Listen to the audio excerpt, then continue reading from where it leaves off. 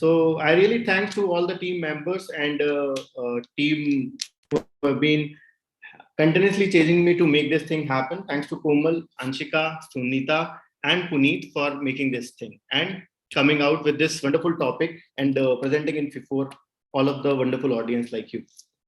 So before we start, I really wanted to thanks to Taxmann also, because Taxmann being so pioneer into this industry, we remember that time when we used to study by the books of the Taxmann, and till today we always refer the books of the Taxmann, which really helps us in day-to-day practice, be it taxation, be it allied law, corporate law, and any other such a things.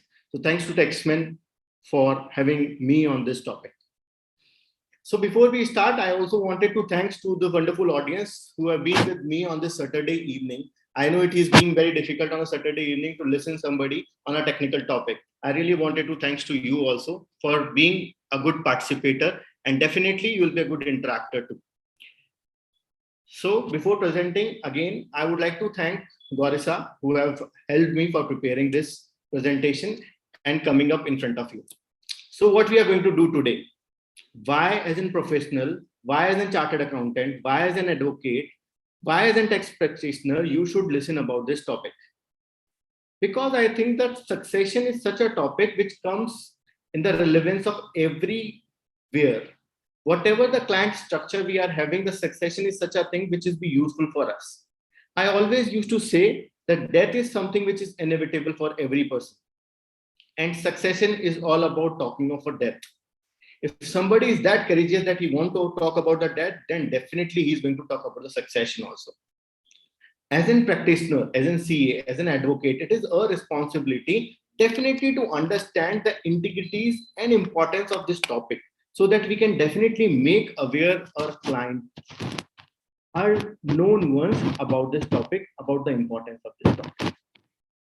We have seen the time of a COVID, where very nearby people of us has passed away. We have so many losses of a death, so many good people around us has been passed away or have been severely affected by the COVID. After that, I really feel that people are continuously wanted to talk about it. So I think as a tax practitioner, we must have at least a base knowledge of the succession and the laws related to it, so that we can guide our clients, our customers, our people around us, that how they can come out of it in a better way. Definitely, it is going to help us to grow our practice. We are doing GST, taxation, whatever the background of your practice is, whether you're doing GST, whether you're doing income tax, whether you're doing any other corporate law. This is something which is related to life, which is affect every kind of a law also, and every kind of a client also. Your client is a small or a big. It is always something which client wanted to look forward for. So this will be treated as an additional service, an additional support to our client, along with whatever the services we are offering to our client. So that will be the major coverage area that I think as a tax practitioner, as an advocate, as a chartered accountant, as a company secretary, and even as a person who is having his own business must understand of. Before taking up the flight from here, I just wanted to give you that why I feel the importance of this topic. In the COVID, I feel like that this is something that I must talk to everybody about this. In 2016, I lost my father, and since then, I'm continuously facing few problems which are related to the succession. What are the laws applicable? How it should be bifurcated amongst my family? How can I take care of my family in a better way? What should be the uses of that money which is going to come up? What should be the share of every person in the family member who's going to take up those things? And how to have a better control on it? So definitely these kind of questions poked me up, and I have faced those things. So I feel that there is a challenge in understanding it. And I feel as a chartered accountant, if I have a challenge and understanding that thing, so definitely my clients, the person who are not financially literate, don't understand these terminologies, they definitely have these kind of challenges. Just to want to solve them, that is how I begin up with this topic. So how we are going to take up, so agenda for the today's webinar is, we'll talk about what is succession, why a business required a succession planning, how to start this process, because many a time we understand that what is succession, why we also understand it, but we don't know how to start. What should be the first step where we can begin it from? So I'll definitely talk about that also, that practically how by step you can come out with such a methodology which will going to help you to implement succession into your place, your client's place, or any other person you wanted to help up with. When actually the succession need to be planned, when it is to be planned, that is really a biggest question. When I think of my succession, when I think of my retirement, and obviously we'll basically understand the basic understanding of the laws and regulation which works around it, which works around the succession law. So moving ahead, first I just wanted to start with a very known example which I usually give it to my clients. So I'll give you one scenario. There's a one big corporate company. The CXO and few managers of that company come out of their office, and just in front of that office, just in front of that corporate, there is one chai ki thadi wala. Thadi wala has used to do his businesses as he's doing on a daily basis. The CXO and every manager reach there and having their coffee and tea and whatever they wanted to have there. Just while having their tea, a CXO asked to his manager, "What do you think? Who is more successful? This thadi wala is more successful or I am more successful?"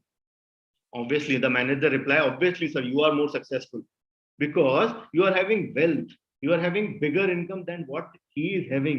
And in any case, your living standard any way around, you are far better than this thadi wala." But the CXO replied, "My friend, no. If I'll be retiring, if I'll be leaving this corporate, my son cannot join this corporate in the same position. But the boy who's standing next to this thadi wala will definitely join this as a co-owner of this." I'm getting that there's some white there.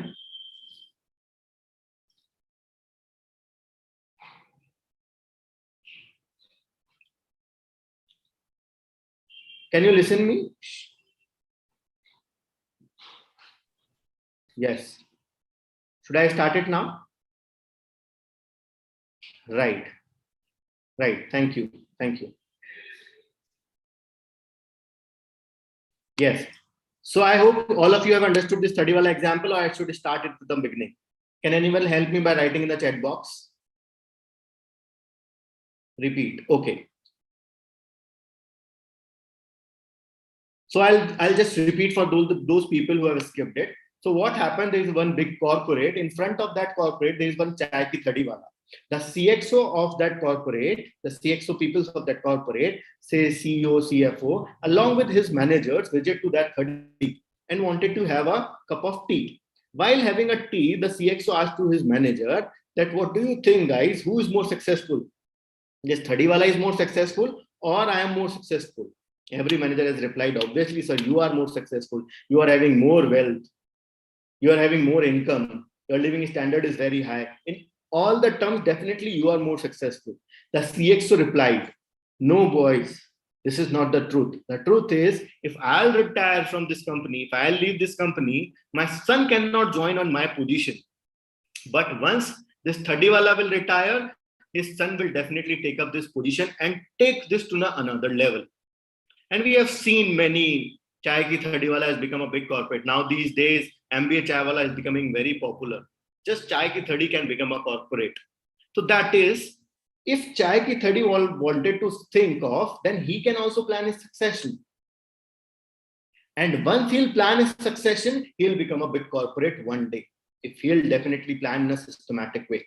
So what I really wanted to mean you here is, one, the succession planning is meant for the business owner more, but employees or the one who is on a managerial or other position in the companies don't have their businesses. They can have will and other ways to do and pass on their estate to their people around them. Second, even a chai ki thadi wala can plan for his succession. Third, if chai ki thadi wala plan for his succession in a better way, in a right way, then definitely he'll become a big corporate one day. That is really a truth. And we have seen this with a many examples.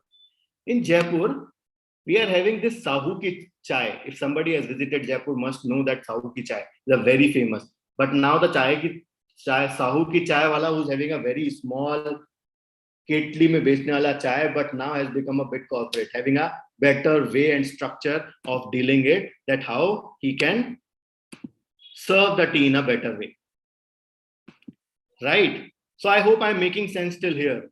If you are loving it, please type yes to your chat box. I'm just onto it. Right. So that means every person can plan for his succession. All we have to see is we have to understand that how it is going to apply. Even chai ki thadi wala, sahu wala can become a big corporate.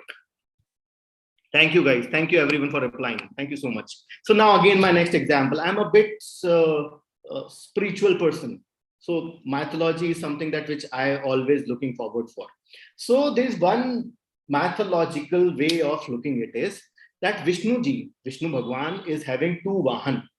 If you have heard and if you know this, then that is one is Sarp. Sarp is basically Sheshnag and second is Garud.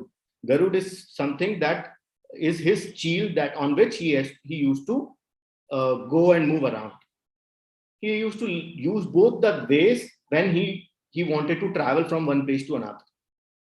So SERP is something which is having a reptile view. What is reptile view? When people don't think much and be on to what they are doing on to daily basis and stick into that part. That is known as SERP view. And second is known as Garud view. Garud view is bird eye view. Garud Puran must you have seen that when somebody has demise, it is a tradition that everybody reads the Garud Puran. In Garud Puran, there is a Garud view, which is a bigger eye, a bird eye view angle to the life as a whole. But SERP is depicting the reptile view. There is one very interesting story of Thaggu ke Laddu. Thaggu is very famous for making his laddus. And his laddu is so much famous that every person who is visiting to my place or nearby my place always want to have the Thaggu ke laddu. Whether they are coming out from the Rajasthan, within the Rajasthan, even out of the country, we want to have Thaggu ke laddu. That famous Thaggu ke laddu was. And Thaggu was continuously busy in making the laddus and selling it. Obviously, he's making a good profit, doing everything good. But he is having SERP view. What is the meaning of the SERP view? He is just having a very reptile view. He is continuously busy in making the laddus and don't have a Garud view and looking the things to the upper level and then see that how it should be gone up. After one, second, third generation, the Thaggu ke laddu has become flop. Not because the quality of the Thaggu ke laddu has decreased, but Thaggu has not expanded his business. And there's a chaos between the family member that who is owning the Thaggu ke laddu. And now nobody is owning a Thaggu ke laddu. Thaggu, if at that time have planned and left his SERP view and started viewing the life as in Garud view, then definitely he'll be having a better way of dealing with it. He must have the succession plan in his hand. He can pass on this thing to the next generations also. So my always advice to my client is don't have the SERP view. Most of the people, be as a chartered accountant, be as a professional, we too, always having a SERP view. We always keep on busy in looking at what is nearby to us, how we can do return filing, compliances, litigation, and every such kind of a thing. And we forgot to have a bird eye view, which is stopping the growth of us. If Thaggu ke laddu can happen, if this can happen with Thaggu ke laddu, then definitely it can happen with anybody. Now, the interesting thing is there is nothing like a Thaggu ke laddu nearby my place. And there is no Thaggu. This Thaggu is something which has popped up into your mind when you are listening me about this Thaggu ke laddu. Replace the Thaggu, replace the laddu. There is a very famous nearby people of yours who are very famous in making a particular things. But their expansion has been stopped. Even this is happening with our client. Do you know such kind of a person nearby you? If you know, then please type yes in the chat box. I know many people around me who have a very SERP view and not able to have a bird eye view, a Garud view, through which they are not able to pass on the things to the next generations. Yes, yes, yes, yes. Everybody is typing yes. That means there are so many Thaggu ke people who have been around us. And it is as a professional our responsibility that we must tell them that how they can sell their laddu outside Rajasthan, outside India, so that they can progress and become a big corporate. And those people who have taken a Garud view, in respect of a SERP view, do you know that what they have become? They become these people. Actually, they have become these people. If you go and read the story of the Haldiram, that starts with the same. Bikaji, Bikaner ke small town, a very small family, but has grown up very nicely. Even now, Amit ji likes Bikaji. We know it very well. And all of these people, Apollo Pharmacy, Reddy family, Tal workers, 3 generational continuously helping people to make their health.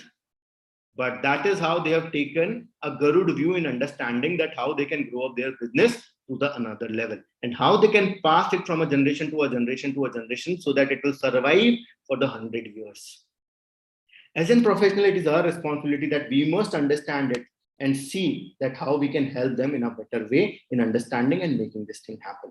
So I hope I'm able to set out the basic thing that how we are going to take it up, what is the importance of this topic, why everybody should know about it, how it is helping the people near about you or the clients near about you or even to yourself. If yes, please type yes into a chat box. I know there is no another way to interact into a webinar. This is the best way. Please keep on interacting with me. I'll definitely love it. Love it. Love it. Thank you so much. Thank you everyone for loving. Yes, yes, yes. Why? Thank you. Thank you everyone. So now let's move ahead. So now what is succession planning? So if I'm able to set out the basic thing into your mind, then now it's a time to understand what is a succession planning. Succession planning is nothing but a smooth transition of your business from one generation to another within a family or outside a family is a succession planning. So if I want to understand more into a detail inside a business or outside a family or inside a family, that means there are 2 kinds of succession planning. The succession planning is basically transferring a business from a generation to another generation. And the kind of a succession planning are basically 2 kinds of succession planning. One is family succession planning. Another one is a business succession planning. Family succession planning is something where we transfer the business or ownership within the family. And if we are transferring the business outside the family, we are selling it, merging it, selling it to our partner or in any other mode, then it is known as business succession planning. Every business cycle must have this time where they have to think for the succession, be it within their family or outside their family. Then why to plan for the succession planning? Again, the same question arises. So for me, it is important because it will help you in these ways. It will help you in legally binding the things. Death is something which is inevitable and it will definitely help you to construct your family, to keep your family into the right way. Keeping the family values intact, having a proper tax planning in place, identifying the key people who can help you or doing this, identifying the better opportunity for the people who are into your family, and betterly identifying the right kind of a successor and saving the wealth of the company definitely. So what will happen if you'll not plan it? Very famous study of Boston Consulting Group says that if person plans or unplans the transaction, then what will happen? If person plans the transaction means having a better succession plan in her hand, then his capital employed will increase. His revenue on the capital employed will increase by 14%. If there is a planned transaction, then it is market capitalization will increase by 28% and his EBITDA will increase by the 5%. That means market respond very nicely if you have a very planned way or dealing in a very planned way for the succession planning. All we have to do is we have to make a proper plan into it. There's one very interesting thing, guys. You know that in listed company, there is one clause, listing clause that says it is mandatory for the listed company to have a succession plan in hand. Even the SEBI feels so that succession plan is very important for every structure of a company. So this is how we can understand that how important it is. That one more reference comes out of this. If we have a planned succession, then people around us, the community around us, the ecosystem around us, the people who are nearby affecting our business directly gives a very nice response to our business, which is very advantageous for us. So what should be the succession planning to be done? When it is to be done? Now the question arises. We have understood what is succession planning, why succession planning, then when to plan for the succession planning. I always say a Chinese proverb that says the best time to plant the tree was 20 years ago, or the second best time is now. The best time to do the succession is 20 years ago. The second best time is now. My small and definitely defined and refined calculation says that person who wanted to retire in the age of 65 starts plan at least in the age of 55 for his retirement, for his succession. 10 to 15 years, the basic sweet spot where he can plan for the succession in the right way.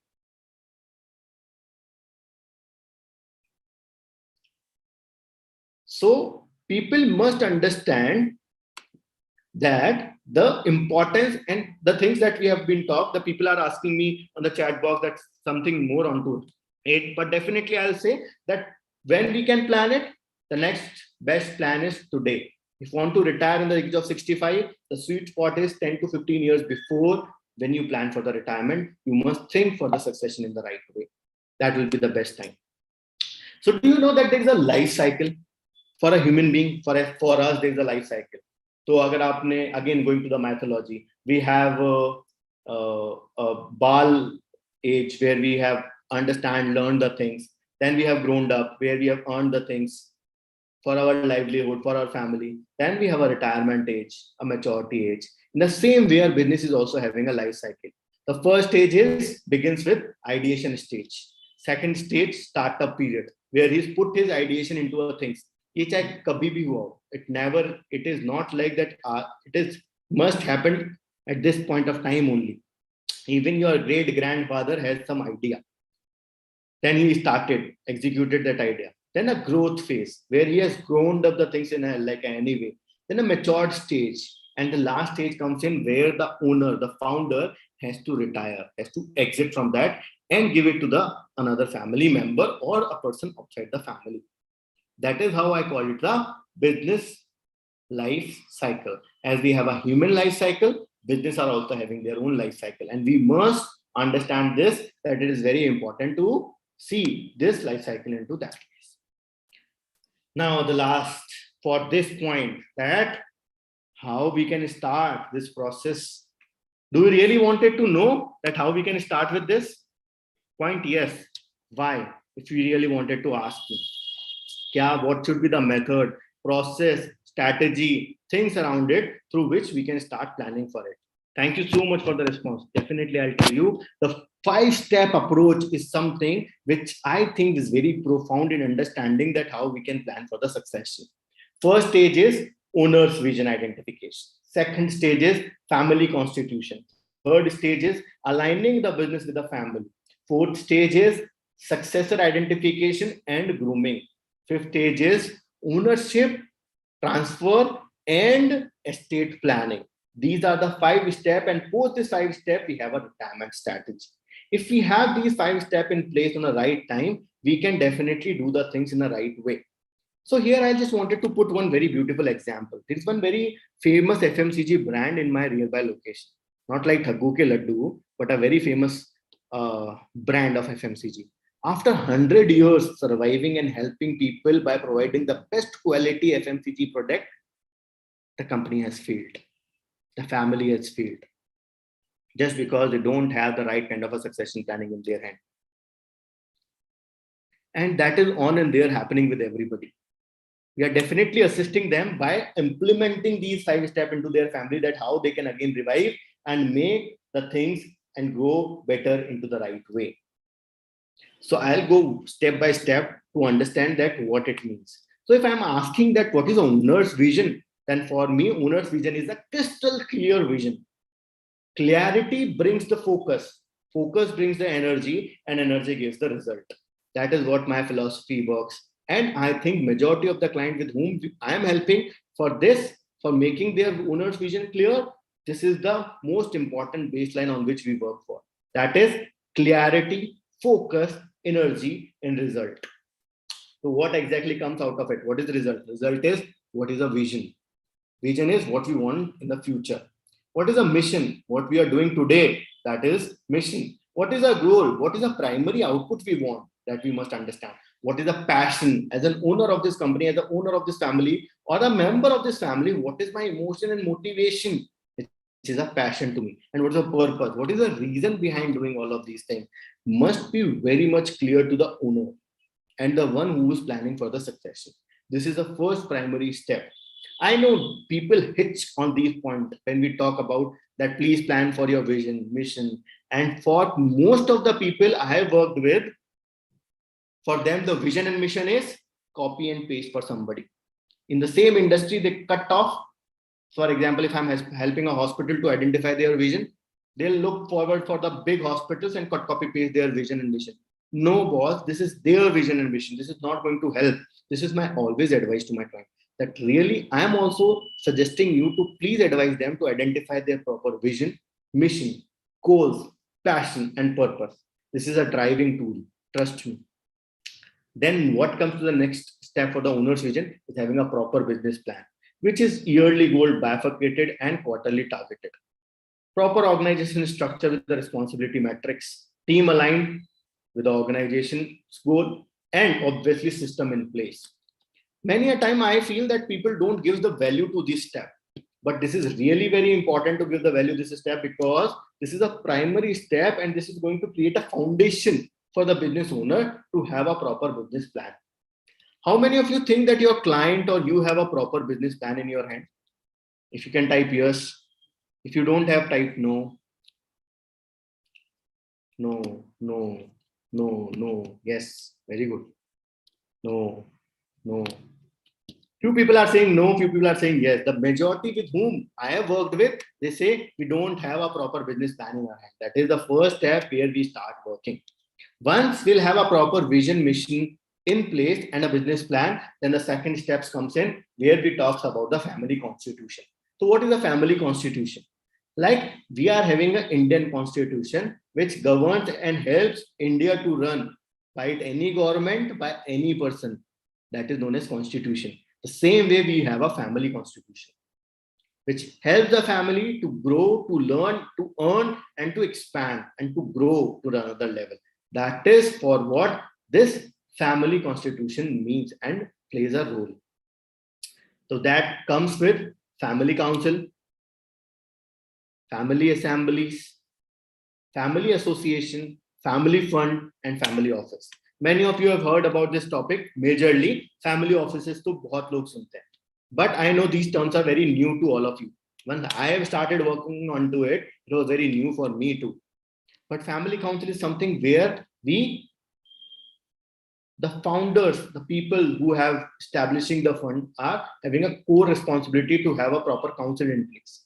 Holding a regular meeting is example. Associating an executive meeting where the top people, the old people, the senior people of the family sits and decide the values and other things are the family association. Then we have a family fund. It is like a mini bank which is going to help the family whenever needed. And lastly, people will have a family office in which the family and the CXO people of their company will club up and create a family office. Next step two is we have a business plan in place, we have a family constitution in place. Now it's time to align it. For aligning it, we are having three circles. One, we have to take care of a family. Second, we have to take care of a ownership, the business. And fourth is management. If we'll take care of the family only and the business only, if we'll not manage it, then we are not able to do the things in a right way. The management circle represent the major management that family as an owner takes place.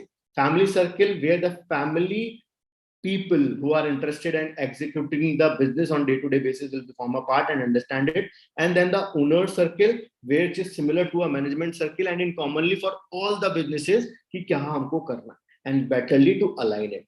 To better understand it, I think this chart is going to help all of us. So how to align the family with the business? Many of the people say it is a very different phenomenon. Family goes in a different way. That is my personal life. Business is my professional life. We don't mix it. But I think when we wanted to grow our family business to another level, this exactly mix up. How? The core value of the family will become the management philosophy. There should be correlation between these two. The family commitments having a correlation with the strategic commitment of the company. The family vision definitely aligns with the business vision. And the family enterprise plan should always be alignment with the family business strategical plan. If we have these kind of alignment and balance, then we can run the family and business together in a right way, in the right direction, and will definitely help to grow your business in another level. I hope you guys are understanding and having a better sense of reaching to this level. Now, next steps comes in, which is my fourth step, which is successor identification and grooming. So what is successor identification? Identifying a right kind of a person is successor identification. Who is right? That person should come and lead the family. And then grooming that person so that he can take the family business to the another level. The first quality that comes is a leadership quality. There are four kinds of leaders, different profiles of a leader, like as a boss leader, as a person who will take the other people together, productive team leader, empowering leader. You have to see that which kind of a profile the person, the successor should have. And that should be aligned and assigned with proper assessment, management, and proper grooming of that successor. So firstly, what we have to do, we have to make a proper assessment. Say in the family, there's a 5 people who can come and take up the business. There are 2 brothers. The 2 brothers are having 5 sons. 2 sons are from the one brother, and a B brother is having 3 sons. All of them are competent enough to run the business. Now, who will be the leading? Is the elder one should be the leading? The answer is no, the competent one. Then how to identify the competence of that person? The first thing is making a proper assessment. Having a proper assessment tool which can identify that who will be the right person. Managing the things. Management the things matlab helping that every people should align with it. Because out of 5, we have to select one. So we have to make sure that all the 4 people should also align with it. And then groom all of the people so that they can reach and take the business to the another level. That is how the identification grooming works. So next steps comes in grooming. Grooming definitely a part of a successor identification. But for us, majority of the time, I think that people think that education and experiential learning is the only way for the grooming. My answer is there are 2 more ways. Give them a proper coaching and mentoring with the right kind of a people. If you'll give them a proper coaching and mentoring, they'll develop themselves in a far better way. They'll be more better leader. They'll be more having a better opportunities that they can serve with. So grooming of a leader or grooming of a successor plays a very important role. Whatever kind of education required, give him. Experiential learning, give him. Give him the back support by the coaching and keep mentoring that person. The mentoring can be done by existing leaders of the company who wanted to give the success, or somebody else. They feel that he's an expert of it and he can train this successor in a right way. This should go into that way. So after these 4 steps, the 5th step, which is estate planning. We'll talk about it. But here we have to stop and understand that something is more important. Some things are more important here. What are they? Documentation. All the 4 steps that we have talked. First is vision of the business. Second is family constitution. Third is aligning the family constitution with the business. And 4th is successor identification and grooming. All of the steps needs a proper documentation of a thing. If we have a proper documentation, it is going to help and take the things into a right way, into a right direction. Next is open-mindedness. We must have the open-mindedness before we discuss these things with our client, and even the client should have an open-mindedness, radically open to understand the other opinion. Your truth and real truth can be different, and open to accept the truth as well, that whatever the truth is. Last strategy comes in the proper retirement in place. If we have a proper retirement and exit strategy, we can do the things in a better way. So I think the people are feeling bored here. So I'll just talk to Amitabh Bachchan ji. Amitabh Bachchan ji says, एक बाप अगर अपने बेटे की जिंदगी के पहले कदम उठाने में उसकी मदद कर सकता है, तो वो बेटा अपने बाप के आखिरी कदम उठाने में क्यों संकोच करता है, क्यों उसकी मदद नहीं कर सकता है? A very famous dialogue of movie Bagban. My mother likes this movie a lot, and obviously a lot of us like this movie because that really shows the truth of this society. You know how the Amitabh Bachchan can save himself so that even the kids will take care of him? This is a cruel reality of this scenario. By creating a proper understanding of a law. Planning his estates in a right way, which is the last step. Planning of a estate in a right way will definitely help the Amitabh Bachchan to save, to guide, to make the things into the right direction.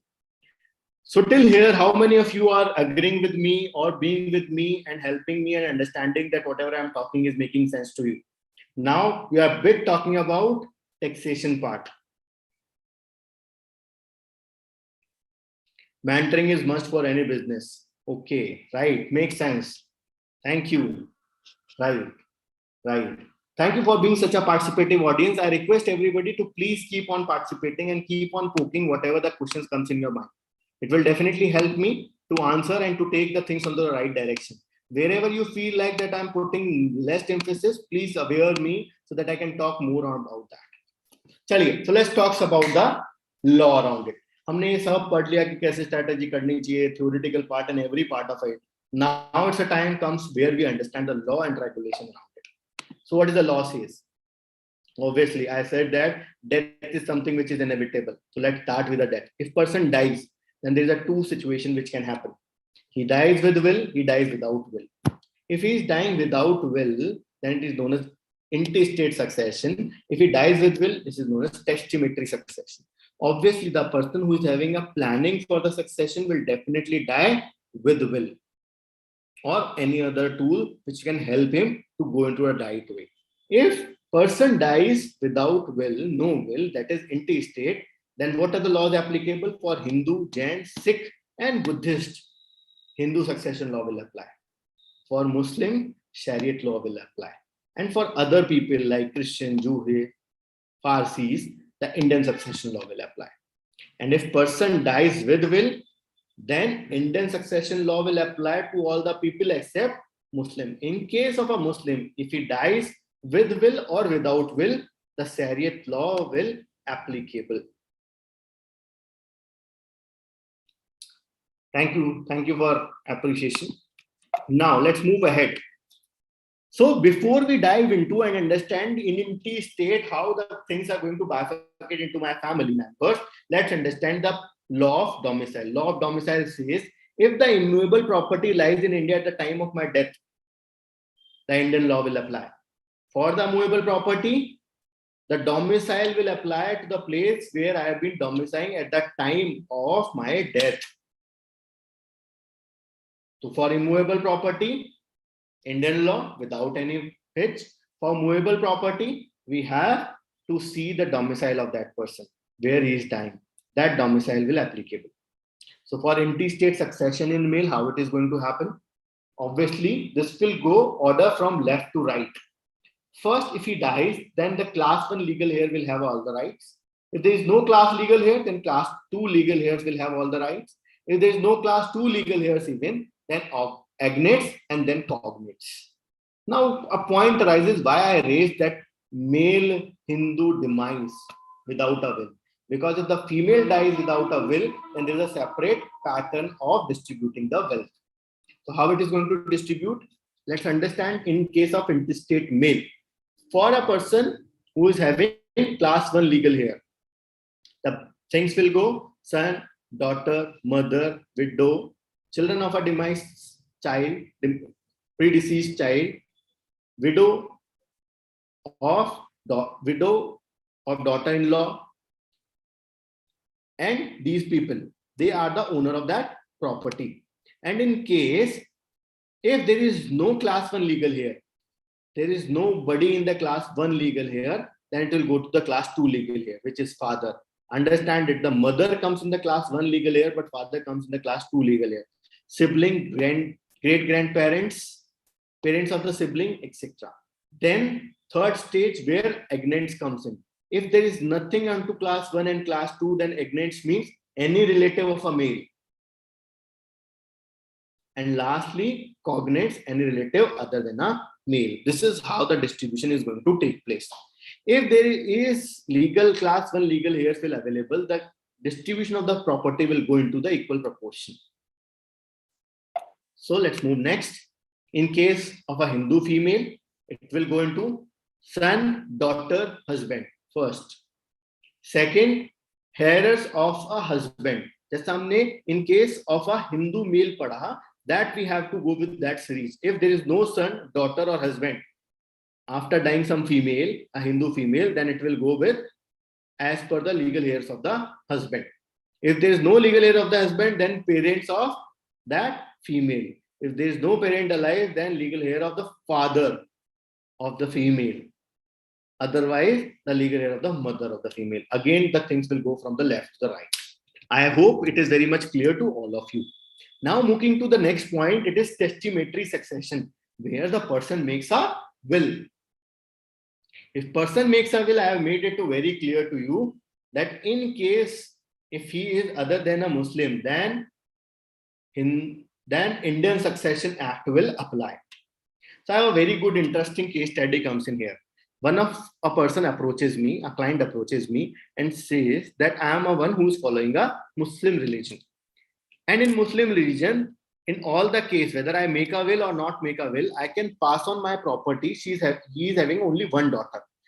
1/6 part of my property to my daughter. Otherwise, rest of the people will take up that rest of the part. But I want that I should pass everything to my daughter. I can't make a will because Succession Act, Indian Succession Act doesn't apply to the Muslim. Then what should we do? Any one of you suggest that what we can advise to this client? I hope you'll understand. In the previous slides, we have understood that Indian Succession Act doesn't apply to the Muslims. If he dies with will or without will, whatever the case it will be, it will not apply to the Muslim. And if it not applies, then definitely the proportion directly goes to in that way. Obviously, if I can make a will, I can give everything to my daughter. But in the Muslim law, it is not allowed so. Then what will be the remedy available to that person? Convert to Hindu. Convert the religion. Seems interesting, but I have advised him differently. Gift of the property to rightful owner. Gifting of the property is not possible because again at the time that girl that who is talking about is a minor, so he cannot gift it. For till that time she's a minor, she cannot take up the charge of that thing. Pass on during the lifetime. Usko that means that you want to say that sell it, but that the daughter is younger, below 18, and she cannot or he cannot transfer that property to him. Then I advise him to create a trust and transfer the property to a trust and make your daughter a beneficiary of that trust. In that case, you can protect the right of your daughter. Very good. Trust is the right way to deal in that way. So definitely will feel, and I have seen that every kind of example, every kind of a case, every kind of a client is having a different mindset and having a different kind of a problem in this. That's why there's so much litigation going on in the Supreme Court, Session Courts, High Courts of this country regarding the disposal of the assets of the family. And we have to understand that this is very critical. And before making a litigation, it is advisable to all of us that we must suggest to our client that how he can plan in a better way. If he can plan in a better way, he can avoid the litigation. That is an important part for us as a professional also. So let's move next. So what is testamentary succession? If person dies while making a will, if he makes a will, then obviously the will is something that my wish to whom I can transfer my property. So then in that case, the property will go, the estate will go as per my will. I'm talking about other than Muslims. So what is will? Will is basically my wish, my desire, and my instruction through which I want to transfer a particular property and things to some other person. The will detail out in every manner. The will should detail out in every manner that what is the description of the property and with whom I want to transfer it. It should be very much clear into a will. Effectively only after the death. That is, the negative point in a will, that it will be getting in effect once you are no more in this world. You cannot see that how the will has been executed. You made the will, but the execution of that will cannot be seen by that person who's making a will. Revoke any number of times, that we can revoke it n number of times. Spoke from the grave. तो will spokes from the grave, ऐसा हम लोग usually अपनी बातों में कहते हैं to a client that will spokes from the grave, because you are not able to witness is that what it is happening, how it is happening, is it a right way? Why to make a will? So that we can transfer the property into the right way. Better way to make a will is at an early age, as far as possible, because in will you have all the rights to change it n number of times. If you can change it n number of times, then I advise to most of my clients to make it. If you want in a near future, again change it. If you want to edit anything, there is nothing goes up. But please make a will at least whenever you feel like. And after COVID, many people has approaches us which says that we wanted to draft our will at this stage. Whatever will happen, we'll change it, but let's draft it at this point of time. There is no limitation, there is no bar in making and revision the will. Till that time I am alive, I can make my will n number of times. Every day I can change my will. That is what the right is available. It has been given a wrong impression by the Indian by Indian movies, that somebody is putting up a rifle on someone's health and saying that please transfer this property to me, otherwise you will be dead. That person signs up, and if that person has not shooted him up and next day if he lives, then next day he can change his will. The latest will prevail. So there is nothing like that. Once the will has been signed, nothing can be happened. We can have a lot of options till the time the things are in our control, till the time we are alive. So who can make a will? A major, mark my words, major person who is of a sound mind. He can be male or female. Many a times is a confusion whether a female can draft a will, whether a married woman can give a will, should make a will. My answer is yes. Every person who is a major sound mind should make a will. It can be male or female. Even a literate person can make a will, subject to that he understands that whatever written there has been clearly mentioned his understanding. So I'll cover these points also. There are a few questions has been raised. Please listen me quietly. That I think that the next slide will definitely give the answer of your questions the people are asking. So older people can make, old women can make. Definitely every kind of a person can make a will if he is of a sound mind, major and male and female. So now the question arises, is the will should be written or typed? It can be handwritten or it can be typed. It has not been advised that it should not be oral except the condition I'm going to discuss. So first point comes in, it should be written or typed. Second, signed or thumbed impressed properly. At least having a 2 witnesses. Properly dated, because I have mentioned you that you can make a will n number of times and your latest will, last will should prevail. So the date will be the important part, that it should be clearly mentioned that this is the date on which I am making my will. Who can make a oral will? Only Muslims can make a oral will, and soldiers. A soldier who is on a duty where he cannot write up his will, he can give his oral instructions for the will. Otherwise, every people has to follow a written way or typed way for the will. A will does not require stamped. Stamping on the will is not required. A will can be on the plain paper. There is no stamp duty required on a will. It is not required, it should be registered. It can be registered, it cannot be registered. Both will prevail. There is no legal format that this should be the format how the will should be drafted. Will can be drafted in any way, in any language, but it should be must be understood by that person who is writing it and the people who are witnessing it. That is an important element into it. People also have an executor in the will. Executor means after your death, who is going to see that your will has been properly executed or not. Sometimes a witness can also be an executor. Otherwise, other people can also be an executor for that. It should be detailed as much as possible. As much as possible, again, market. If it's detailed as much as possible, then definitely it is going to help in understanding the people post you are no more into the life. So who can be a beneficiary? Anyone can be a beneficiary. Anyone means me can become a beneficiary. Relative, friend, employee, servant can become a beneficiary. Yes. CA and lawyer. Yes. Can a stranger become a beneficiary? Yes. Even in your will, you can make me a beneficiary. Do you think that the pet can be a beneficiary? The answer is yes. The pet can also be a beneficiary. There is one case of where in Kara larger fields where the cat has been become a beneficiary by creating a trust in which he is having $380 million, which is approx 2,700 crore rupees in the name of a cat. A Mumbai couple is a very, I have also known to them, who have made a trust by the name of their dogs, leaving behind 5 crore rupees for their maintenance.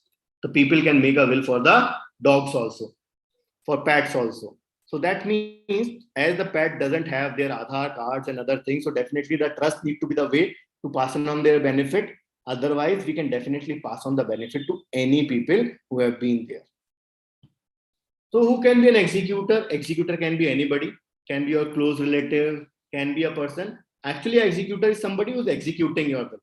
So he can be anybody who's very close to you. Better to check that he knows that he is becoming an executor into your will. If after your death, the executor doesn't know that you have made him an executor, then it will be a conflict of interest and may create an issue. And definitely, executor must be younger than you. Probably might that person passed away before, but younger will be the better advisable person. So duty of that person is that he should fulfill all the funeral expenses and other things which has been there for the after the demise of that person and pay all the debt and then distribute the thing as the will has been allowing him to distribute. Who can be the witness? Any two person can become a witness. A prudent mind who understands, who knows that what has been written into a will can become a witness. Can witness be a beneficiary? Answer is yes. Hindu laws allows this, but it will create a conflict. So majority of the time we advise people not to follow it. The beneficiary should not be the witness of the same. So can a witness be an executor? Answer is yes. We can have the witness and executor common. Here I want to make a very important point, guys. There's always a ambiguity and lack of understanding. People understand that I have appointed my nominee and I have a joint holding account. So I don't need a will. But the reality is the person who you have been nominated or a joint holder is just a custodian of your wealth. He is not the rightful owner of that property. Say for example, I have opened my bank account and FD account. And in that, I made a beneficiary to my friend. Is my friend is the rightful owner of that thing? The answer is no. Why? He is just a custodian till the time if I made a witness and I mentioned that in that my bank account, whatever the money comes in should go to my wife, that will go to my wife. It cannot go to the nominee. And second, if I haven't made a will, then the distribution of that property, the distribution of that thing in which the nominee is being there or a joint holder is there will go as per the Indian Succession Act. That is class 1 legal heirs, class 2 legal heirs, and so on and so forth. So nominee is just a stopgap agreement between the people. He is not the owner. We have always been misunderstood that we have appointed a nominee and joint holder. That is enough for us. The reality is no. The reality is that you have to make a will and you have to mention clearly that I'm making a will and that person should be the owner of that thing or your property and your estates. So what will be advisable? That your nominee and the person with whom you are mentioning into your will should be the common people. So there will be no ambiguity. That will be the better advisable to all of our clients. So yes, now before moving to Hindu undivided family, there are some questions have been poked up by many people. So sir, what about the validation of unregistered will if challenged? So if unregistered will has been challenged, then if it has been properly documented, witnesses by the two people having a proper date in place, and it is clear, made in the sound mind made by the sound mind person, then it will be 100% applicable in the eye of the law. whether the trust can be applied to ancestral property since every family member has a right on the ancestral property. Very interesting question. I'll take up this question next to this HUF because the ancestral property has been a very litigative point to everybody and has always been a litigation in the eye of the court and of law. I know we are running some out of the time. If you guys are allow me, we can continue and make the things complete. Please type yes if we can continue. Thank you. Thank you. So nice of you. Thank you. Thank you, everybody. Thank you. Yes. So Hindu undivided family. What is Hindu undivided family? A family that has been linear male descendants can make a Hindu undivided family, HUF. Usually we advise every client, make your HUF account, boss. You can save and plan your taxation in a proper way. We can do this much in your account, blah, blah, blah, and everything. That kind of HUF. Every person by bond having a right into their HUF. If my father has created an HUF, by my birth, I'll become the partner into that HUF, co-partner into that HUF. If after the birth of my daughter, even my daughter will become the member, that HUF. So by this, the people have the right from the birth. Even a daughter is having a right after a birth to become the part of his father's HUF. How? I'll take it and discuss it with you. A male, his wife and daughter can also create an HUF. We need two co-partners to create an HUF. That means if male and his wife, can both of them create an HUF? Can anybody answer? A male, I just got married. Me and my wife wanted to create an HUF. Can we create an HUF? No. Yes. Mixed opinion. Yes. Oh, so let me clarify you. No, we cannot create an HUF because my wife is not a co-partner in my HUF. She can be a co-partner into his father's HUF. So I need at least two co-partners to create an HUF. Once I'll have a son or daughter, then I can create my own HUF. As we have become two co-partners, then we can create our own HUF. That has been clearly mentioned into this case law which has been cited above. And Supreme Court has given a clear verdict onto it. Right. So post 2000 amendment in 2005, which is very landmark amendment, sabko yaad hai and everybody knows about it, that central government has made a change that after a birth, even the daughter is having the same right as of a son. Having the same right in a HUF as of a son, be subject to the same liability in respect to such HUF property, have a share equal to a son. So, can a daughter become a co-partner into a father's HUF? Answer is right. Yes. She is having the same right as of a son, so she can become a co-partner into his father's HUF. So, can my wife become my co-partner? Answer is no. She cannot become a co-partner into my HUF, but she can be a co-partner into her father's HUF. I know this law, Hindu succession law and all of this has been very much male dominating, and therefore they have cited everything which has been keeping pro male domination. But I feel that this is how the law is and we have to interpret it into that ways only. The daughter shares into the ancestral property if she was a co-partner or son. She can also have that right into the property. So after that amendment, daughter born, on whom this will apply? A daughter born, this 2005 amendment will apply to people whom daughter born on or after 9/9/2015, daughter married after this, all the daughter married or unmarried but living on that date. What do you think to whom it will apply? So the clearly verdicted by the Supreme Court that collaboration of both daughter and father should alive as on this date, when the partition of that HUF should not have happened. For that people, this amended law will apply.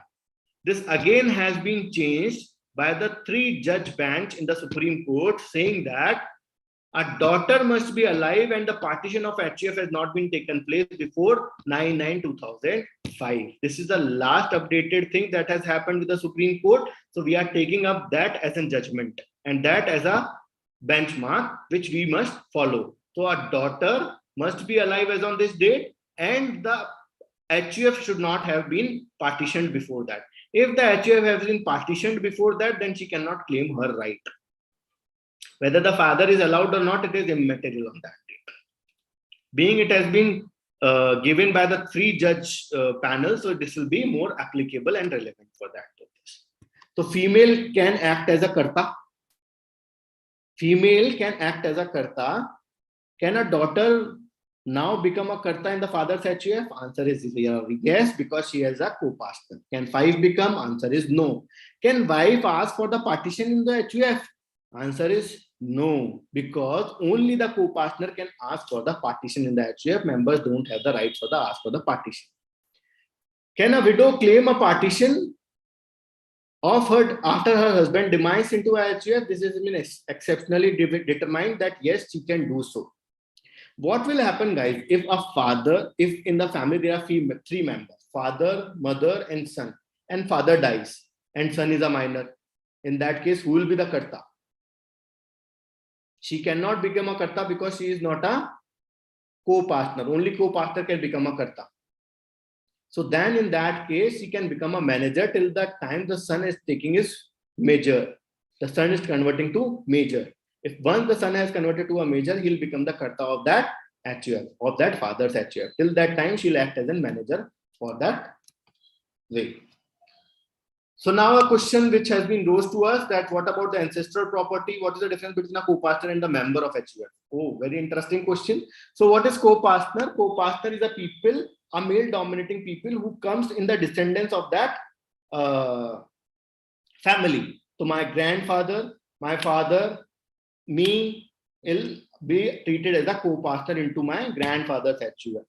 But her wife, my dadi, and a female part, my mother, my wife, should not be treated as a co-partner, but they'll be treated as a member of an HUF. Any property inherited from 3 generations of a male, father, grandfather, son, father, grandson, father, in that case, it will be treated as an ancestral property. Son, grandson, great-grandson of a Hindu undivided family automatically have a right in the ancestral property, deemed to be a joint property, be it deemed to be a joint property. So ancestral property cannot be alienated. Alienated means, can you transfer the ancestral property's rights to other people? You cannot transfer the right of an ancestral property to the another people. This is a common view.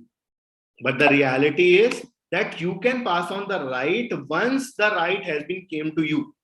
You can pass on your ancestral property to some other person.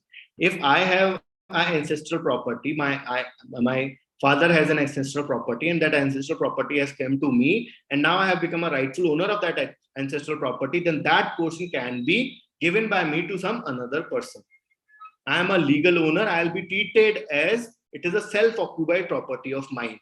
This has been given and verdicted by the many case laws which I have mentioned already here. Yudhishthir versus Ashok Kumar, Uttam versus Shubha Singh, and all of these cases has clearly mentioned that once the joint property has been distributed, it ceases to be a joint and it becomes a sole owner of that property. Once he'll become a sole owner of that property, he can definitely pass on these things to next generation. Ancestral property that I've already mentioned, that what it comes in. So now it's a quick time to summarize that what we have learned. So succession and estate planning mean only for the rich people? My answer is no. Thadi wala can also plan his succession, guys. I request all of my professional colleagues who have been associated with me and listening me that this applies to every people. Succession planning is about the retirement, and I am not ready to retire. Retirement is the last stage of the succession planning. There are many stages before that. So we have to work on to those 5-step approach and understand that we have to finish these 5 steps. Then only we can plan a retirement strategy. This is a 10 to 15 years job. Understand it clearly. I have registered my nominee. They will be the beneficiary of my asset. I have cleared this myth. No, nominee is just a custodian of your assets. No more else. Giving up a ownership means giving up a control of your income. I have clearly mentioned, if you have proper succession planning and estate planning in a place, then ownership will not transfer or income will not transfer to all the people. This is a myth. Remove this myth. And we have already understood this myth in the previous slides. Myth on the succession planning, there are few more with. There is no effect on my business profit even if I'll prepare the transaction or I'll prepare the transaction. I've clearly shown you the Boston Consulting Group's study, which clearly says that the business gets a better growth, 28% growth in their market capitalization if they have properly planned succession in their companies. There is no connection between my family values and business culture. Answer is no again. Parallel planning approach has clearly rectified this myth that this is not so. We have to take these things parallel. I'll take up the questions in few minutes. We are about to wind it up. Verbal communication and discussion is enough and there is no need to create any written document. हमारे घर में सब समझदार हैं, सब मेरे साथ में aligned है. There is no point to write it and make a will. My simple suggestion is, please don't think that your past will be your today, and your today will be same as of your tomorrow. This is always, there is a change, and we have to understand that the change is something which is going to happen, and we must understand the people who have been closely part of a family will definitely can become the other side also. So my request to everybody, please to have a proper documentation on this. So last, I wanted to say one more myth. People believe that we don't need a professional advice for the planning of the succession. As in professional, I'll say maja aa gaya, bhai. I don't think after understanding this 5-step approach and integrities of this Hindu succession law, Muslim law, Shariat law, Indian succession law, and all of these laws, that it is that simple that they don't need a suggestion of a professional. So as in professional, it is my simple advice to all of you to please start preparing and see this is an opportunity into the future. After COVID, many people have started converting up and wanted to take a professional advice into this direction. So I must say, please give them a proper professional advice. Many people come and say, my elder son will become my successor. Now there is no problem. I remember the dialogue of this Super 30 movie. आज राजा का बेटा राजा नहीं बनेगा, राजा वही बनेगा जो हकदार होगा. Make the competent person. A competent person should come in and take up the control and rest of the things so that your business can grow to the another level. That is myth I usually feel that every person will have. Thank you so much for being such a wonderful audience. Now it's a quick time to understand some questions and answer it. So what's the difference between a co-partner and member? I have discussed. Does the wife of a Karta get a share into a HUF? Yes, definitely she'll get a, because she's a member into an HUF. Can a HUF become a partner into a partnership firm? Answer is yes, because she's a separate entity and she can, that HUF can also become a partner in that. What's the difference between the Indian Trust Act and Succession Act? Both are having a separate law, sir. Trust Act is applicable on the trust. If we create a trust, the Trust Act will be applicable on them. And Succession Act is something different. Succession Act doesn't talk about anything on the trust part. Trust is the medium through which we are making the succession in a proper way. There are few clients comes to me and say that we don't want to make a will and we wanted to see and distribute the things right away and in front of us. We advise them to create a trust.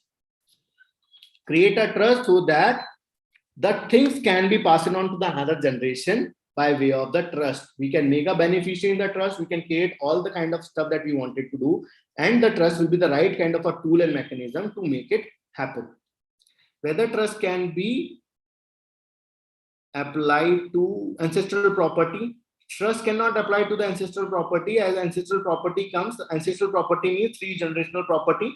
If you have a clear title that you will become a stakeholder and a clear holder of that right, then it will be transferred to the other people. Otherwise, you cannot transfer it to the trust. Unregistered will also work out. Income tax department required a registered will for registration as a legal requirement. So if it means that registration is compulsory.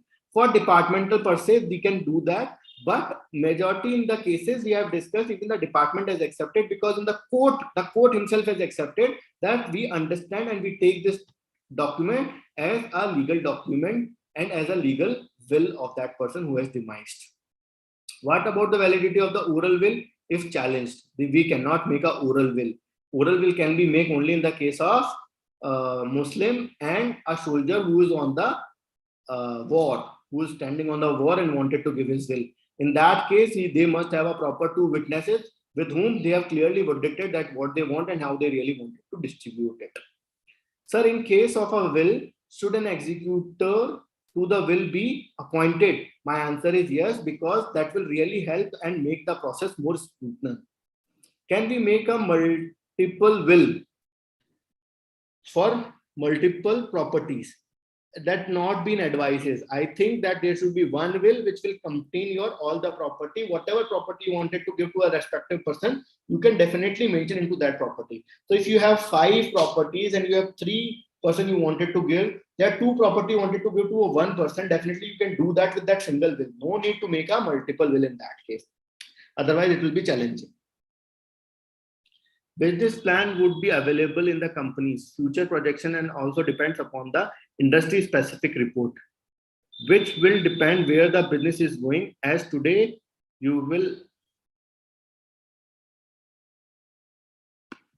I'm not able to get this question. Sorry. So I think majority of the questions I have covered up from this part. For transfer of the immovable property to trust, stamp duty required? Answer is yes. For transfer of the immovable property from a person to a trust, a stamp duty needs to be paid because there will be a separate entity. But once it has been paid, there can be a stamp duty waiver. There will be no taxation around it. The income tax will not be prevailed, but there will be some stamp duty that needs to be paid by that person.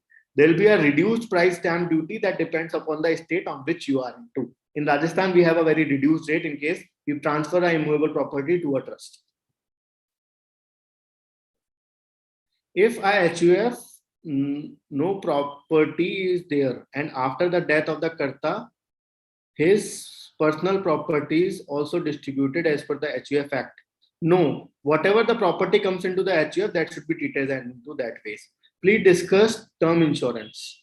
Term insurance as in, so do you want to see that is term insurance is advisable? My answer is yes. For the term insurance, make a proper nominee, and nominee is the person who is the willful owner of your property. If you want to make a will, make a nominee to that person who wanted to be on that ways. So I'll give you in my example. I said that I have lost my father, and once I lost my father, with every of my insurance document, whenever I go to them and I claim my amount from them, they have made a check in the name of my mother, and we have to give them a affidavit where we have clearly mentioned that as an stakeholder and as in class 1 legal heir, we don't have any objection that this amount should go into my mother's account, and we know that how we can treat it into that way. That can create an ambiguity and difference in the understanding. So my advice is properly make a nominee to a person who wanted to will it. If you don't want to will it, if you want to go with the app, then my advice is make one person who will be the part of that, and then one person can distribute it, have that trust with that person. Sir, if we transfer the immovable property between the close relatives, is there any stamp duty waiver? No, there will be no stamp duty waiver. Only in the case of the relative, we have a stamp duty waiver. Otherwise, there will be no stamp duty waiver. So I think that we have concluded the things in a very nice way. You have been a very nice audience. You have been continuously engaging me. And I hope I make the sense and give a value addition of your Saturday evening by providing these value. And last, I just wanted to say, make sure, even as a practitioner, we must also have our succession planning. We always forgot to do the things for us. We give the term plan advice to our client, but we don't take it. We give a proper portfolio management advice to our client, but we ourselves don't implement it into our life. I request everybody to please start implementing this succession into your life as well. As a professional, might in your family you don't find a competent person because you need a particular professional qualification. If that is the case, not required, then let's plan the succession outside. Let's see that how we can do it in a better way outside the family. who will be the rightful owner, who can take your values forward, who can give the value of your money into the right way, who can give a proper retirement commitment to you so that you can plan the things on your right way. How we can make the career into this area? I'm advising you so much. Please understand, taxation part needs a high value understanding. Business planning part need a high value of understanding. Your all the 5-step approach need a clear understanding that we need a professional advices here. HR plays a very important role. So a taxational professional and an HR will become a very good professional, very good combination to advise the people. So my mobile number, my contact number, and my WhatsApp number, along with my LinkedIn, Instagram, Facebook, and Twitter ID is available. My mail ID is also available. If anybody wanted to reach me out, I'll be available to them and helping them on and there whenever they feel whenever they feel the requirement of the same. Thank you so much for being such a wonderful audience again. Now I'll ask Komal to take it forward. Thank you so much.